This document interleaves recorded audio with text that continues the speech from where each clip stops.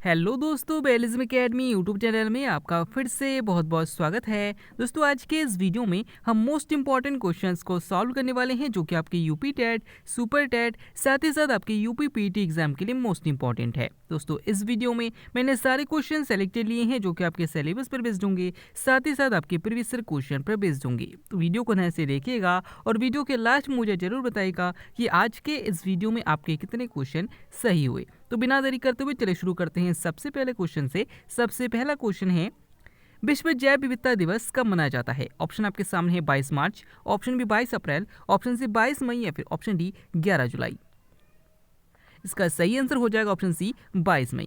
दोस्तों, याद रखिएगा कि विश्व जल दिवस 22 मार्च को मनाया जाता है, विश्व पृथ्वी दिवस 22 अप्रैल को मनाया जाता है और विश्व जैव विविधता दिवस 22 मई को मनाया जाता है। अगर आपसे पूछा जाता है कि विश्व जनसंख्या दिवस कब मनाया जाता है तो याद रखिएगा 11 जुलाई को मनाया जाता है। अगला क्वेश्चन, सीएनजी में कौन सी गैस होती है? ऑप्शन आपके सामने butane, option B hydrogen, option C methane या फिर ऑप्शन डी प्रोपेन। इसका सही आंसर हो जाएगा ऑप्शन सी मीथेन। दोस्तों, याद रखिएगा कि जो सीएनजी होती है यानी कि जो कॉम्प्रेस्ड नेचुरल गैस है यानी कि संपीड़ित प्राकृतिक गैस है, इसमें मीथेन गैस पाई जाती है। अगर आपसे पूछा जाता है कि एलपीजी में कौन सी गैस होती है तो याद रखिएगा कि एलपीजी में ब्यूटेन और प्रोपेन होता है। और अगर आपसे पूछा जाता है कि भविष्य का ईंधन किसे कहा जाता है तो याद रखिएगा कि हाइड्रोजन को भविष्य का ईंधन कहा जाता है। अगला क्वेश्चन, मानव शरीर का सबसे कठोर भाग कौन सा है? ऑप्शन आपके सामने femur, option B enamel, option C stapes या फिर ऑप्शन डी टिबिया। इसका सही आंसर हो जाएगा ऑप्शन बी इनेमल। दोस्तों, याद रखिए कि मनुष्य के दांत का जो ऊपरी भाग होता है इसे हम इनेमल कहते हैं और ये मानव शरीर का सबसे कठोर भाग होता है। अगर आपसे पूछा जाता है कि मानव शरीर की सबसे लंबी हड्डी कौन सी है तो याद रखिएगा फीमर है। अगर आपसे पूछा जाता है कि मानव शरीर की सबसे छोटी हड्डी कौन सी है तो याद रखिएगा स्टेपीज है। और अगर आपसे पूछा जाता है कि मानव शरीर की सबसे चमकीली हड्डी कौन सी है तो याद रखिएगा टिबिया है। अगला क्वेश्चन, किस उत्सव में दो गुटों के बीच पत्थर फेंका जाता है? ऑप्शन आपके सामने कुंभ मेला, ऑप्शन बी नौचंदी का मेला, ऑप्शन सी पुष्कर मेला या फिर ऑप्शन डी देवी धुरा का मेला।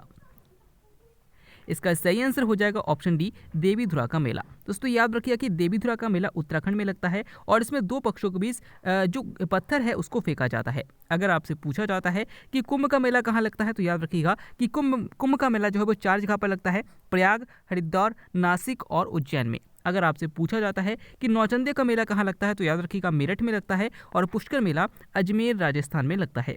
अगला क्वेश्चन, फ्रियान के बाद सबसे अधिक ओजोन परत को कौन सी गैस हानि पहुंचाता है? ऑप्शन आपके सामने methane, option B nitrogen dioxide, option C butane या फिर ऑप्शन डी सल्फर डाइऑक्साइड। इसका सही आंसर हो जाएगा ऑप्शन बी नाइट्रोजन डाइऑक्साइड। दोस्तों, याद रखिएगा कि जो फ्रियॉन है ये हमारे ओजोन परत को हानि पहुंचाता है और दूसरे नंबर पर जो सबसे अधिक हानि पहुंचाता है वो नाइट्रोजन डाइऑक्साइड है। अगर आपसे पूछा जाता है कि कौन सी गैस जो है वो अम्लीय वर्षा के लिए सबसे ज़्यादा उत्तरदायी है तो याद रखिएगा सल्फर डाइऑक्साइड है। अगला क्वेश्चन, सबसे उच्च कोटि का कोयला कौन सा है? ऑप्शन आपके सामने anthracite, option B bituminous, option C lignite या फिर ऑप्शन डी पीट कोयला। इसका सही आंसर हो जाएगा ऑप्शन ए एंथ्रासाइट। दोस्तों, याद रखिए कि एंथ्रासाइट कोयला जो है वो सबसे उच्च कोटि का कोयला है और पीट कोयला सबसे निम्न कोटि का कोयला है। अगर आपसे पूछा जाता है कि भूरा कोयला किसे कहा जाता है तो याद रखिएगा लिग्नाइट को कहा जाता है। अगला क्वेश्चन, विश्व पर्यटन दिवस कब मनाया जाता है? ऑप्शन आपके सामने 27 सितंबर, ऑप्शन बी 5 दिसंबर, ऑप्शन सी 9 अक्टूबर या फिर ऑप्शन डी 10 दिसंबर। इसका सही आंसर हो जाएगा ऑप्शन ए 27 सितंबर। दोस्तों, याद रखिएगा कि 27 सितंबर को विश्व पर्यटन दिवस मनाया जाता है। अगर आपसे पूछा जाता है कि विश्व मृदा दिवस कब मनाते हैं तो याद रखिएगा 5 दिसंबर को मनाते हैं। विश्व मानवाधिकार दिवस कब मनाते हैं तो याद रखिएगा 10 दिसंबर को मनाते हैं। और अगर आपसे पूछा जाता है कि विश्व डाक दिवस कब मनाया जाता है तो याद रखिएगा 9 अक्टूबर को मनाया जाता है। अगला क्वेश्चन, ब्लैक गांधी किसे कहा जाता है? ऑप्शन आपके सामने Kalidas, option B James Prinsep, option C अश्वघोष या फिर ऑप्शन डी मार्टिन लूथर।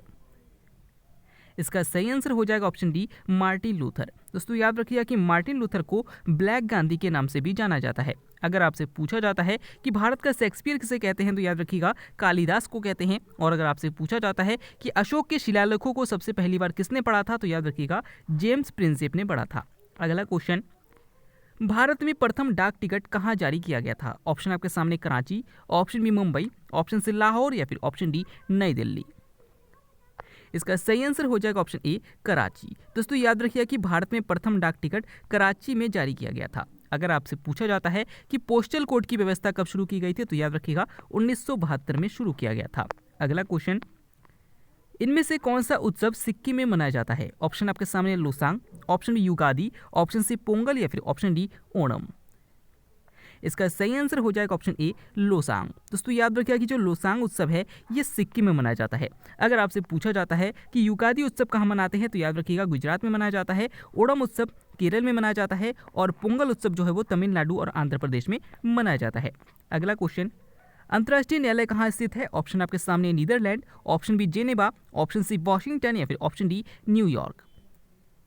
इसका सही आंसर हो जाएगा ऑप्शन ए नीदरलैंड। दोस्तों याद रखिए कि अंतर्राष्ट्रीय न्यायालय का मुख्यालय जो वो द हेग नीदरलैंड में है। अगर आपसे पूछा जाता है कि यूनेस्को का मुख्यालय कहाँ पर है, तो याद रखिएगा पेरिस में है। अगर आपसे पूछा जाता है कि विश्व बैंक का मुख्यालय कहाँ पर है, तो याद रखिएगा वॉशिंगटन डीसी में है। अगला क्वेश्चन, रेल इंजन की खोज किसने की थी? ऑप्शन आपके सामने है J L. Baird, option B Benjamin Franklin, option C Marconi या फिर ऑप्शन डी जॉर्ज स्टीफेंस।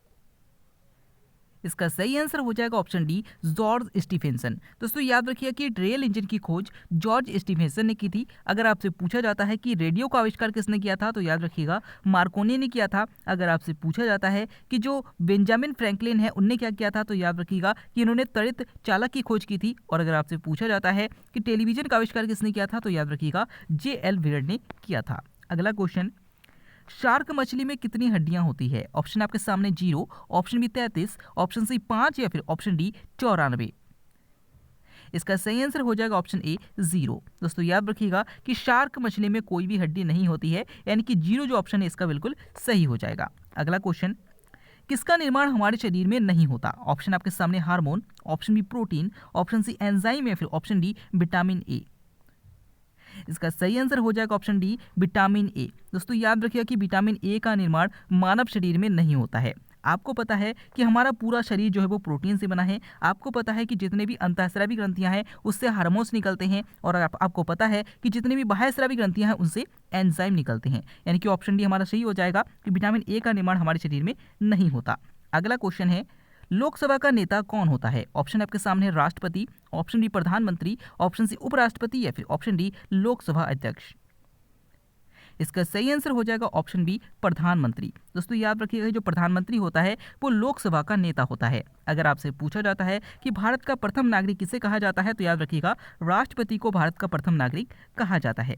अगला क्वेश्चन है, भारतीय ब्रह्म समाज के संस्थापक कौन है? ऑप्शन आपके सामने है Keshav Chandra Sen, option B Vinoba Bhave, option C Devendra Nath Tagore या फिर ऑप्शन डी राजा राम मोहन राय। इसका सही आंसर हो जाएगा ऑप्शन ए केशव चंद्र सेन। दोस्तों याद रखिएगा कि ब्रह्म समाज की स्थापना राजा राम मोहन राय ने की थी और भारतीय ब्रह्म समाज की स्थापना केशव चंद्र सेन ने की थी। अगला क्वेश्चन, संसद में शून्यकाल का समय कितना है? ऑप्शन आपके सामने है 9 बजे से 10 बजे तक, ऑप्शन बी 11 बजे से 12 बजे तक, ऑप्शन सी 12 बजे से 1 बजे तक या फिर ऑप्शन डी 1 बजे से 2 बजे तक। इसका सही आंसर हो जाएगा ऑप्शन सी 12 बजे से 1 बजे तक। दोस्तों याद रखिएगा कि संसद में प्रश्नकाल के बाद का समय जो है वो शून्यकाल कहलाता है और ये 12 बजे से 1 बजे तक का समय होता है इसे शून्यकाल कहा जाता है। अगला क्वेश्चन है, महाराष्ट्र का सुकरात किसे कहा जाता है? ऑप्शन आपके सामने है Mahatma Gandhi, option B Mahadev Govind Ranade, option C Chittaranjan Das या फिर ऑप्शन डी बाल गंगाधर तिलक। इसका सही आंसर हो जाएगा ऑप्शन बी महादेव गोविंद रानाडे। दोस्तों याद रखिएगा कि महादेव गोविंद रानाडे को ही महाराष्ट्र का सुकरात कहा जाता है। अगर आपसे पूछा जाता है कि गर्मदलीय आंदोलन का पितामह किसे कहा जाता है, तो याद रखिएगा बाल गंगाधर तिलक को कहा जाता है। अगला क्वेश्चन, दिल्ली का मेहरौली स्तंभ किसकी स्मृति में बना है? ऑप्शन आपके सामने Ashok, option B Mahatma Buddha, option C Chandragupta या फिर ऑप्शन डी महावीर स्वामी। इसका सही आंसर हो जाएगा ऑप्शन सी चंद्रगुप्त। दोस्तों याद रखिएगा कि दिल्ली में कुतुब मीनार के पास एक लोहे का स्तंभ है जिसे मेहरौली स्तंभ कहते हैं और याद रखिएगा कि इसकी खासियत ये है कि इसमें आज तक जंग नहीं लगी है और ध्यान रखिएगा कि ये चंद्रगुप्त की स्मृति में बना है। अगला क्वेश्चन, सांची का स्तूप किसने बनवाया था? ऑप्शन आपके सामने Akbar, option B Ashok, option C Samudragupta या फिर ऑप्शन डी शेरशाह सूरी। इसका सही आंसर हो जाएगा ऑप्शन बी अशोक। दोस्तों याद रखिएगा कि जब महात्मा बुद्ध का निधन हुआ था तो उस घटना को हम महापरिनिर्वाण कहते हैं और इनकी मृत्यु के बाद इनके जो अस्थि अवशेष है इसको 8 भागों में बांटा गया था और इनसे स्तूप बना दिए गए थे, जिनमें सबसे बड़ा स्तूप जो है वो सांची का स्तूप है और इसे अशोक ने बनवाया था। अगला क्वेश्चन, आदि काव्य किसे कहा जाता है? ऑप्शन आपके सामने है Veda, option B Mahabharata, option C Purana या फिर ऑप्शन डी रामायण। इसका सही आंसर हो जाएगा ऑप्शन डी रामायण। दोस्तों याद रखिए कि रामायण को ही आदि काव्य कहा जाता है। अगर आपसे पूछा जाता है कि पुराणों की संख्या कितनी है तो याद रखिएगा 18 है। अगला क्वेश्चन, वेदत्रय में अंतर्गत कौन सा वेद नहीं आता? ऑप्शन आपके सामने Rigveda, option B Yajurveda, option C Samaveda या फिर ऑप्शन डी अथर्ववेद। इसका सही आंसर हो जाएगा ऑप्शन डी अथर्ववेद। दोस्तों याद रखिएगा कि वेद त्रय के अंतर्गत ऋग्वेद आता है, यजुर्वेद आता है और सामवेद आता है, लेकिन इसके अंतर्गत अथर्ववेद नहीं आता है। अगर आपसे पूछा जाता है कि यज्ञों का वर्णन किस वेद में है तो याद रखिएगा यजुर्वेद में है। अगर आपसे पूछा जाता है कि सबसे प्राचीन वेद कौन सा है तो याद रखिएगा ऋग्वेद है। और अगर आपसे पूछा जाता है कि किस वेद में संगीत का वर्णन है तो याद रखिएगा सामवेद में है।